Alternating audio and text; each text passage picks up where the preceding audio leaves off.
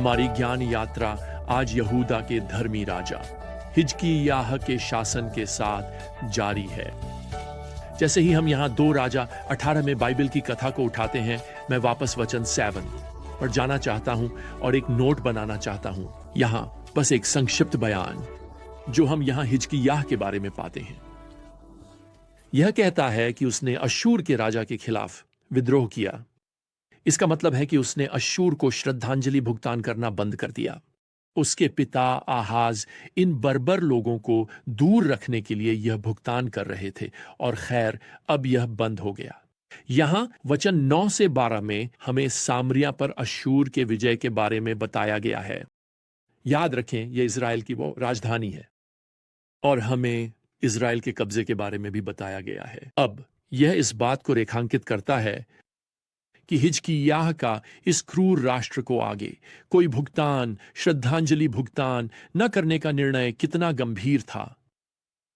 अब हमारे पिछले अध्ययन में हमने देखा कि कैसे धर्मनिष्ठ राजा हिजकिय्याह ने इस अद्भुत पुनरुत्थान में राष्ट्र का नेतृत्व किया। उन्होंने मंदिर को फिर से खोला, उन्होंने भगवान की पूजा और पासओवर के पालन को फिर से स्थापित किया, उन्होंने लोगों को उनकी मूर्तियों से छुटकारा पाने और भगवान की ओर लौटने के लिए प्रेरित किया। अब इन सब के बाद यह थोड़ा आश्चर्यजनक है कि आगे क्या होता है। 2 इतिहास और अध्याय 32 के समानांतर विवरण में हमें यहां पद 1 में बताया गया है। इन चीजों और इन विश्वास योग्य कार्यों के बाद अश्शूर के राजा सेनहेरिब आया और यहूदा पर आक्रमण किया और किलेबंद शहरों के खिलाफ डेरा डाला, यह सोचकर कि वह उन्हें जीत लेगा। आइए अपने लिए, क्या यह थोड़ा आश्चर्यजनक नहीं है? क्या आपको नहीं लगता कि हिजकिय्याह के विश्वास योग्य कार्यों को शांति के साथ पुरस्कृत होना चाहिए था? पर अश्शूर की सेना यहूदा पर आक्रमण कर रही है। यह स्वीकार करना एक कठिन सबक है, लेकिन परमेश्वर के साथ चलने का मतलब यह नहीं है कि परीक्षाओं या समस्याओं की अनुपस्थिति होगी। वास्तव में परमेश्वर के साथ चलने से कभी-कभी विश्वासियों के लिए नई समस्याएं उत्पन्न होती हैं। हम हिजकिय्याह के लिए इस क्षण के आतंक की कल्पना नहीं कर सकते। यह उस छोटे दाऊद के समान है जो उस विशाल गोलियत का सामना कर रहा था। दाऊद का वंशज हिजकिय्याह अब एक और विशाल का सामना कर रहा है। यह अश्शूर साम्राज्य है। खैर, हिजकिय्याह डर के कारण एक गलती करता है। जब उसे पता चलता है कि अश्शूर का राजा सेनहेरिब पास के लाकीश को जीतने की प्रक्रिया में है, तो वह सेनहेरिब को एक संदेश भेजता है, माफी मांगते हुए और फिरौती देने की पेशकश करते हुए। अगर कहो, आप जानते हैं, उसे बस अकेला छोड़ दिया जाए। खैर, वह गोलियत के साथ बातचीत करने की कोशिश कर रहा है, जैसा कि कहा जाता है। आप विशालकाय गोलियत के साथ बातचीत नहीं करते। खैर, अब यहां वापस 2 राजा में अध्याय 18 में यहां पद 14 में हम अब पढ़ते हैं, अश्शूर का राजा 300 टैलेंट चांदी और 30 टैलेंट सोने की मांग की। यह हिजकिय्याह के पास जितना धन है उससे अधिक है। आज के समय में यह कई मिलियन डॉलर होंगे। इसलिए उसे मंदिर और महल के खजाने को खाली करना पड़ा, और दुखद रूप से उसे मंदिर के दरवाजों से सोना उतारना पड़ता है, और यह एक दुखद अपमान है। लेकिन यहां स्थिति और भी खराब हो जाती है। सेनाचेरिब ने फैसला किया, खैर, वह सब कुछ चाहता है, जिसका मतलब है न केवल सारा सोना और चांदी, बल्कि यरूशलेम शहर भी। इसीलिए वह 3 अधिकारियों को एक सेना के साथ यरूशलेम भेजता है। वह हिजकिय्याह और लोगों को डराकर उन्हें और उनके शहर को आत्मसमर्पण करने के लिए मजबूर करेगा, ताकि उनके जीवन को बख्शा जा सके। सेनाचेरिब का प्रवक्ता यरूशलेम की दीवार के बाहर खड़ा होता है और यह संदेश देता है जो यहां पद 28 से शुरू होता है। महान राजा अश्शूर के राजा का वचन सुनो।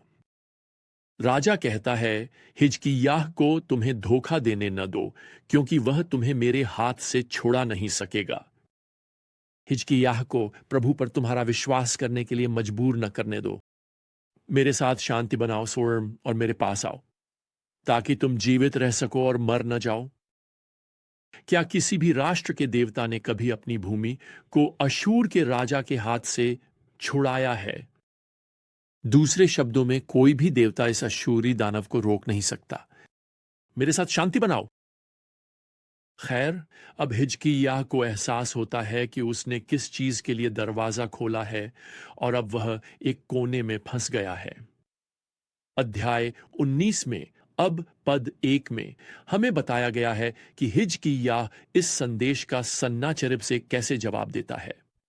उसने अपने कपड़े फाड़ दिए और अपने आप को टाट से ढक लिया और प्रभु के घर में चला गया। सच कहें तो उसे पहले ही ऐसा करना चाहिए था, बजाय इसके कि मंदिर के दरवाजों से सोना उतारता। खैर, अब वह प्रार्थना करता है और वह 2 लोगों को भविष्यवक्ता यशायाह से सलाह लेने के लिए भी भेजता है। वही यशायाह जिसने वह पुस्तक लिखी जिसे हम यशायाह की पुस्तक कहते हैं। खैर, भगवान यशायाह के माध्यम से जवाब देते हैं हिजकिय्याह से। कहते हैं कि डरने की जरूरत नहीं है, क्योंकि प्रभु सन्नाचेरिब को उसके अपने देश लौटने के लिए प्रेरित करेंगे, जहां यह अहंकारी राजा तलवार से मारा जाएगा। खैर, सन्नाचेरिब का अभी अपने देश लौटने का कोई विचार नहीं है। हिजकिय्याह को एक पत्र भेजता है जिसमें अपनी धमकी को दोहराता है। साथ ही यह भविष्यवाणी करता है कि इस्राएल का भगवान राजा हिजकिय्याह की मदद करने के लिए पर्याप्त शक्तिशाली नहीं है। पद 14 में बताया गया है कि हिजकिय्याह प्रभु के घर जाकर पत्र प्रभु के सामने फैला दिया और प्रार्थना की। फिर पद 19 में प्रार्थना करता है, हे प्रभु हमारे भगवान, कृपया हमें उसके हाथ से बचा लें, ताकि पृथ्वी के सभी राज्य जान सकें कि आप, हे प्रभु, अकेले ही भगवान हैं। देखिए, इस असीरियाई दानव ने सिर्फ यहूदा को ही चुनौती नहीं दी थी, उसने भगवान को चुनौती दी है। और हिजकिय्याह इसे यही सही समझता है। वह चाहता है कि पूरी पृथ्वी जान ले कि उसका भगवान ही सच्चा और जीवित भगवान है। खैर, एक बार फिर भगवान अपने भविष्यवक्ता यशायाह के माध्यम से जवाब देते हैं। उनका जवाब, जो यहां पद 21 में काव्यात्मक रूप में विस्तार से दिया गया है, भगवान की संप्रभुता इन पर जोर देता है। भगवान अपने हाथ नहीं मरोड़ रहे हैं। वह, आप जानते हैं, सभी स्वर्गदूतों के साथ कोई आपातकालीन बैठक नहीं बुला रहे हैं। यशायाह यहां पद 32 में कहते हैं, असीरिया के राजा के बारे में प्रभु कहते हैं, वह इस शहर में नहीं आएगा, या वहां एक तीर नहीं चलाएगा, या उसके सामने ढाल लेकर नहीं आएगा, या उसके खिलाफ घेराबंदी का टीला नहीं बनाएगा। जिस रास्ते से वह आया था उसी रास्ते से वह लौट जाएगा, और वह इस शहर में नहीं आएगा, प्रभु कहते हैं, क्योंकि मैं इस शहर की रक्षा करूंगा ताकि इसे अपने लिए बचा सकूं और अपने सेवक दाऊद के लिए। खैर, भगवान अपना वादा चमत्कारिक रूप से निभाते हैं। वह सिर्फ एक छोटा सा फरिश्ता भेजता है, न कि फरिश्तों की एक पूरी सेना, बस एक छोटा सा गुमनाम फरिश्ता, और वह यहां वर्णित कार्य को पूरा करने के लिए पर्याप्त होगा। अब पद 35 में, और उस रात प्रभु का फरिश्ता बाहर गया और अश्शूरियों के शिविर में 125,000 को मार गिराया। और जब लोग सुबह जल्दी उठे तो देखा ये सब मृत शरीर थे। अब इसके साथ सेनाचेरिब यरूशलेम की घेराबंदी छोड़ देता है और नीनवे में अपने घर लौट जाता है। और कुछ वर्षों बाद विडंबना यह है कि जब वह अपने भगवान की पूजा कर रहा होता है तो इज़राइल के भगवान की भविष्यवाणी यशायाह के माध्यम से सच हो जाती है। यह घमंडी नास्तिक राजा अपने ही बेटों द्वारा मारा जाता है जो उसका सिंहासन लेना चाहते हैं।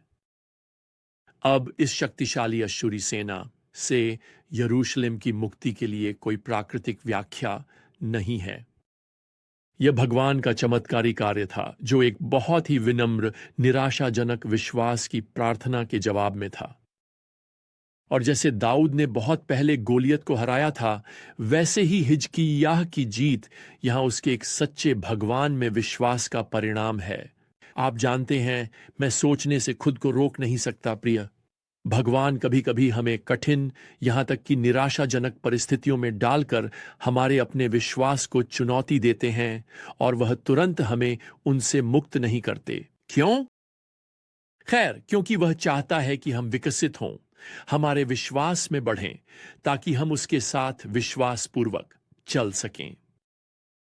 अब हमें यह सुनिश्चित करने के लिए हमारे दरवाजे पर एक नबी की आवश्यकता नहीं है कि भगवान ने हमारी निराशाजनक प्रार्थनाओं को सुना है। सच कहूं तो हमारे पास कुछ ऐसा है जो हिजकिय्याह के पास नहीं था। हमारे पास भगवान के लिखित वादे हैं जो हमें आश्वस्त करते हैं कि यदि हम उसकी इच्छा के अनुसार कुछ भी मांगते हैं, वह हमें सुनता है।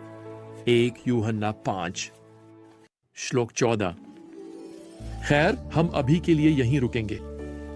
जब तक हम फिर से मिलें, प्रभु यीशु मसीह की कृपा और परमेश्वर का प्रेम और पवित्र आत्मा की संगति आप सभी के साथ हो। आमीन।